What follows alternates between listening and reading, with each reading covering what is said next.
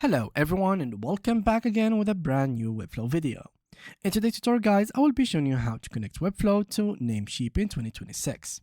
This should be a very easy video, so make sure to watch it from now till the end. Now Namecheap is a platform that gives you hosting, WordPress setup and domain names that you can buy from them.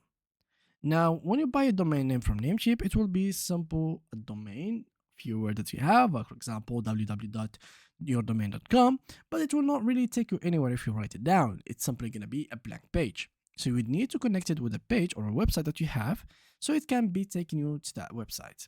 In our case, it's going to be our Webflow page. So first of all, you would need to buy it. So once you buy it from Namecheap, you are going to go here and click on add a custom domain in your Webflow webpage. Once you click on there, you will be taken to here. This page will simply say or mention that you cannot add a custom domain unless you have a premium plan.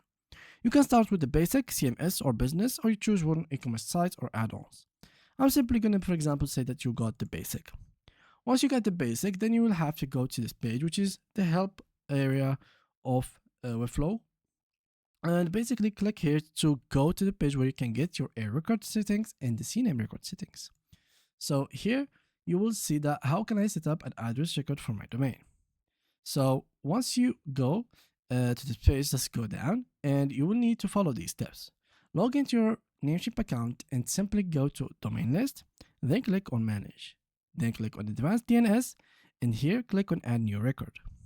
So first of all, you need to copy all of these things from here and paste them in there, as you can see right over here.